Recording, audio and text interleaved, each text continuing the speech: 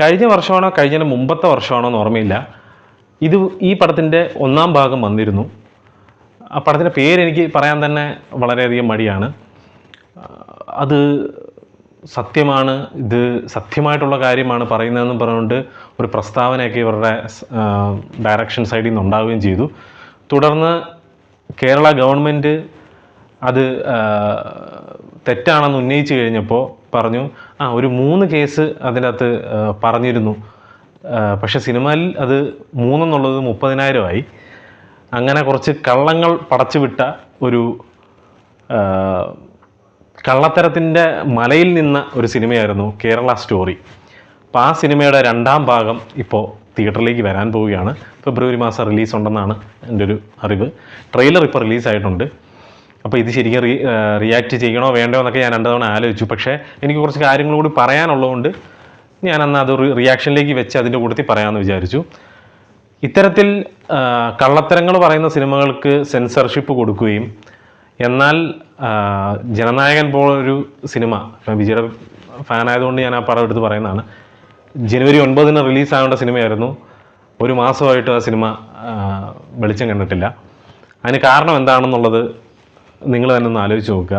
എത്രത്തോളം പൊളിറ്റിക്കലി ഈ freedom of ആക്ടിന് എത്രത്തോളം പൊളിറ്റിക്സ് ബാധിച്ചിട്ടുണ്ടെന്നും അവരെത്രത്തോളം ഇതിനകത്ത് കൈ കടത്തുന്നുണ്ടെന്നും എന്നുള്ള കാര്യം നിങ്ങളൊന്ന് ജസ്റ്റ് ചിന്തിച്ചാൽ നിങ്ങൾക്ക് മനസ്സിലാവുന്നേ ഉള്ളൂ. അവർക്ക് എന്താണോ താല്പര്യം അത് മാത്രം കണ്ടാൽ മതി എന്നുള്ളൊരു നിലപാടിലേക്കാണ് അവരെത്തിയിരിക്കുന്നത്. അപ്പോൾ വിജയ് പോലൊരു ആക്ടർ ലാസ്റ്റത്തെ പടമാണെന്ന് പറഞ്ഞിട്ട് അനൗൺസ് ചെയ്തു. പുള്ളി പൊളിറ്റിക്സിലേക്ക് ഇറങ്ങിയതുകൊണ്ട് തന്നെ ഇനി ഇറങ്ങാൻ പോകുന്ന സിനിമകൾക്കും അല്ലെങ്കിൽ പുള്ളിയുടെ സിനിമകൾക്കൊക്കെ പ്രശ്നങ്ങൾ ഉണ്ടാവുമെന്ന് തിരിച്ചറിഞ്ഞുകൊണ്ട് തന്നെയാണ് പുള്ളി സിനിമാ ജീവിതം തന്നെ വേണ്ടെന്ന് വെച്ചത്. അപ്പോൾ അങ്ങനെ ഒരാൾ ലാസ്റ്റ് പടമല്ല എന്ന് ഇറക്കിയിട്ട് പോട്ടെ എന്ന് വിചാരിക്കുകയല്ല, അതിനെ വെച്ച് നീട്ടി ഇരുന്ന ഹൈപ്പിൻ്റെ 10 ഇരട്ടിയാക്കി മാറ്റിയ ഇതിന് പിന്നിൽ കളിച്ചത് ആരൊക്കെയാണെന്നുണ്ടെങ്കിലും അവർക്ക് വളരെയധികം നന്ദി. ഞങ്ങൾ ഇപ്പോഴും ഈഗർലി വെയിറ്റിംഗ് ആണ്. എന്നാണോ ആ പടം ഇറങ്ങുന്നത് അന്നത്തെ ദിവസം അതായിരിക്കും ഞങ്ങളുടെ ആഘോഷം, ഫെസ്റ്റിവൽ എല്ലാം. അപ്പോൾ അടുത്തൊരു കള്ളക്കഥ കേൾക്കാൻ നമ്മൾ നമ്മുടെ നാട്ടുകാർ റെഡിയായി കഴിഞ്ഞു. ഇത് സത്യമാണെന്ന് വിശ്വസിക്കുന്ന ഒരുപാട് ആൾക്കാരുണ്ട്. അതാണ് ഏറ്റവും വലിയൊരു സങ്കടം ഉണ്ടാക്കുന്നൊരു കാര്യം. കേരളത്തിൽ ഇത് ബാൻ ചെയ്യുമോ ഇല്ലയോ എന്നുള്ളതൊക്കെ തുടർന്നുള്ള ദിവസങ്ങളിൽ നമുക്ക് കണ്ടറിയാം.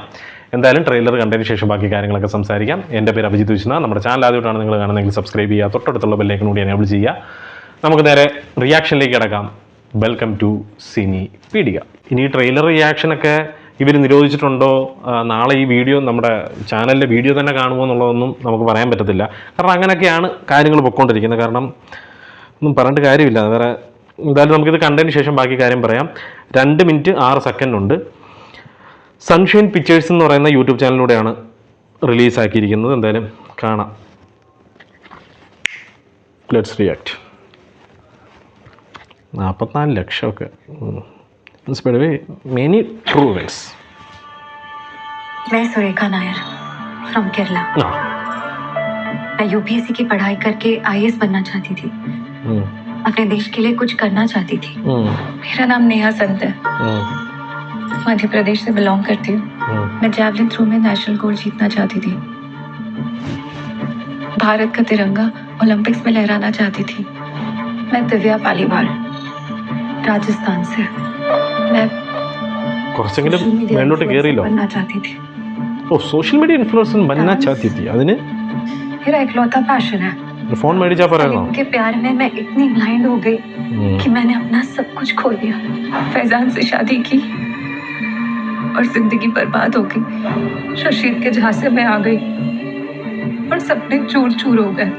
सलीम कहता है ഇവർക്ക് അവരോട് ഇത്ര വെറുപ്പാണോന്ന് എനിക്ക് മനസ്സിലാകാത്തത്. എന്തുകൊണ്ട് ഒരു ആൾക്കാർ ചെയ്തൊരു കുറച്ച് ആൾക്കാർ വൃത്തികേട് കാണിക്കുന്നുണ്ട്, ഇല്ലയെന്ന് ഞാൻ പറയുന്നില്ല. അതെല്ലായിടത്തും ഉണ്ട്, എല്ലാ ആൾക്കാരിലും ഉണ്ട്. എല്ലാവരും നല്ലതാണെന്ന് പറയാൻ പറ്റുമോ?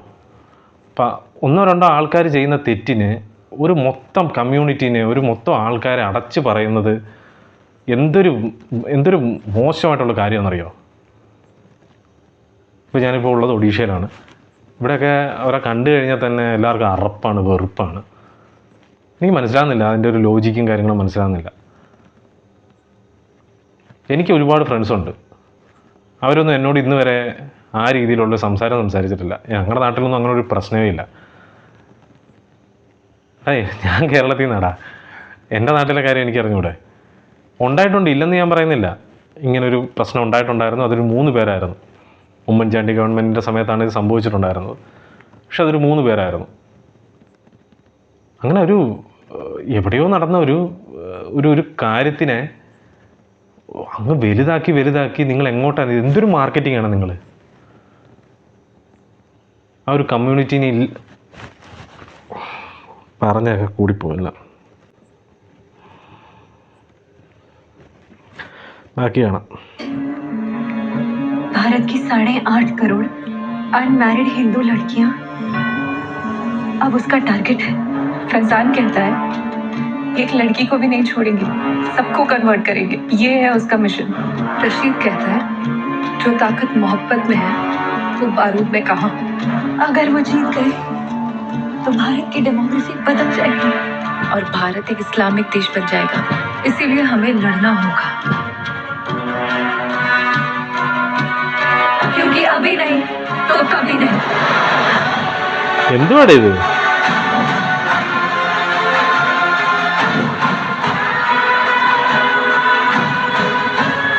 ഫെബ്രുവരി 27 ഇതൊക്കെ പ്രൊഡ്യൂസ് ചെയ്യാൻ ഓരോരുത്തന്മാർ.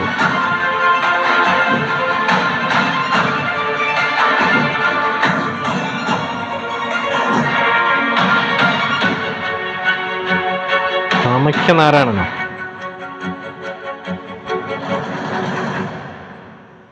കാമയ്ക്കനാരായണൻ സിംഗ്. അപ്പോൾ ഈ സിനിമയൊക്കെ തിയേറ്ററിൽ ഇറക്കണോ അല്ലെങ്കിൽ വേണ്ടയോ എന്നൊക്കെ ഉള്ളത് നിങ്ങൾ തന്നെ ആലോചിക്കുക. ഇതിനകത്ത് ഒരു വിഭാഗം ഒരു കമ്മ്യൂണിറ്റീനെ തന്നെയാണ് മോശമാക്കിയത് സംസാരിക്കുന്നത്. അത് കുഴപ്പമില്ല, അതൊരു കുഴപ്പമില്ല. പുള്ളിയുടെ വിജയുടെ പടത്തിൽ എന്നിട്ട് എന്തൊക്കെയാണ് പറഞ്ഞേ? കുറച്ച് ബ്ലഡ് ഓവറായിട്ട് കാണിക്കുന്നുണ്ട്, അത് വിഷയമാണ്. അതെല്ലാം കട്ട് ചെയ്ത് കൊടുത്തിട്ടും 25ഓളം കട്ടുകൾ പറഞ്ഞിട്ട് അത് 25 കട്ടും ചെയ്ത് കൊടുത്തിട്ടും ആ സിനിമ ഇറക്കാൻ അവർ സമ്മതിക്കുന്നില്ല. പുറകെ കൂടിയൊക്കെയാണ്. ഹൈക്കോടതി കഴിഞ്ഞു, സുപ്രീം കോടതി പോയി, ഇപ്പോൾ സുപ്രീം കോടതിയിലാണ് നടക്കുന്നത്. ഇനി എൻ്റെ വിധിയൊക്കെ എന്നാണ് വരിക എന്നൊന്നും അറിയത്തില്ല. ഇത് പൊളിറ്റിക്കൽ ഗെയിമാണിത്. നിങ്ങളത് പച്ചയായിട്ട് നിങ്ങൾക്ക് മനസ്സിലാവുന്നുണ്ടെങ്കിൽ മനസ്സിലാവും. ആരെങ്കിലും ഒരാൾ സ്ട്രെയിറ്റ് ആയിട്ട് ഒരു കാര്യം പറയാൻ ഇപ്പം ശ്രമിച്ചു കഴിഞ്ഞാൽ അത് നടക്കില്ല. അതുകൊണ്ടാണ് മലയാളത്തിൽ സന്ദേശം പോലൊരു സിനിമ ഇനി ഉണ്ടാവാത്തത്. ഇത്തരം സിനിമകൾ വരും. ഇതിനൊക്കെ ഫണ്ട് ചെയ്യുന്നത് ഏതാൾക്കാരാണെന്ന് ഞാൻ പറയുന്നില്ല, എല്ലാവർക്കും അറിയാം. അവരൊരു 500 കോടി ഇതിനു വേണ്ടി മാറ്റി വെച്ചിട്ടുണ്ടെന്നുള്ളതാണ് ഒരു സത്യം. അവരുടേതായ സിനിമകൾ റിലീസാക്കാൻ വേണ്ടി, അത് പ്രൊഡ്യൂസ് ചെയ്യാൻ വേണ്ടി മാത്രം. സിനിമ ഒരു നല്ലൊരു മീഡിയമാണ്, ആൾക്കാരുടെ ഇടയിലേക്ക് എത്തിച്ചെല്ലാനും എല്ലാം. ബട്ട്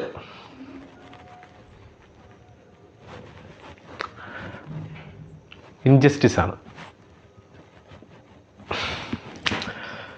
ഈ സിനിമ കൃത്യമായിട്ട് 27-ാം തീയതി റിലീസാവുകയും ചെയ്യും. വേറെ ഒരു സെൻസർഷിപ്പ് പ്രശ്നങ്ങളോ കാര്യങ്ങളോ ഒന്നുമില്ലാതെ തന്നെ ഇത് സ്മൂത്തായിട്ട് റിലീസാവുകയും ചെയ്യും. ഒരു പ്രശ്നവും കാണുകയില്ല. ഇതിനകത്ത് ഒരാളുടെയും ഒരു മതവികാരത്തെ വ്രണപ്പെടുത്തുകയോ ഒന്നും ചെയ്യത്തില്ല. ജനനായകൻ പോലുള്ള സിനിമകളിൽ മാത്രം രക്തം തെറിക്കുന്നത്, അതുപോലെ മതവികാരം വ്രണപ്പെടുത്തുന്നു എന്ന് പറയുന്ന കുറേ പോയിന്റുകളും പ്രശ്നങ്ങളും ഒക്കെ വന്ന് അതിനെ ഭയങ്കരമായിട്ട് പ്രൊജക്റ്റ് ചെയ്യും. പക്ഷേ ഈ സിനിമകളിലൊന്നും ഒരു കുഴപ്പവും ഉണ്ടാവില്ല. ഇതെല്ലാം ക്ലീൻ യു സർട്ടിഫിക്കറ്റിൽ ഈ സിനിമയൊക്കെ തിയേറ്ററിലേക്ക് വരികയും ചെയ്യും. കണ്ടോണം, UA എല്ലായിരിക്കും യു സർട്ടിഫിക്കറ്റിൽ ഇതൊക്കെ തിയേറ്ററിലേക്ക് വരുന്നത് നമ്മൾ കാണാൻ പോവുകയാണ്. അപ്പോൾ ഇതാണ് ഇപ്പോഴത്തെ സെൻസർഷിപ്പും ഇപ്പോഴത്തെ ആൾക്കാർ നടത്തുന്ന ഫ്രീഡം ഓഫ് സ്പീച്ച് എന്ന് പറയുന്ന ഒരു കാര്യത്തിൻ്റെ മേളിൽ വെച്ചിരിക്കുന്ന ഒരു കൈ എന്ന് പറയുന്നത്. അപ്പോൾ അതെല്ലാം നമ്മൾ വിറ്റ്നസ് ചെയ്യാൻ പോവുകയാണ്. സോ നമുക്ക് കണ്ടറിയാം ബാക്കി കാര്യങ്ങളൊക്കെ. കാണേണ്ടവർ പോയി കാണുക. ഇമാരെ തല്ലിപ്പൊളി പടമൊന്നും കാണാൻ നമ്മളെ കിട്ടുകയില്ല. ഇത് പറയാൻ വേണ്ടിയാണ് ഈ റിയാക്ഷൻ വീഡിയോ തന്നെ ഇട്ടത്. Bye, peace out.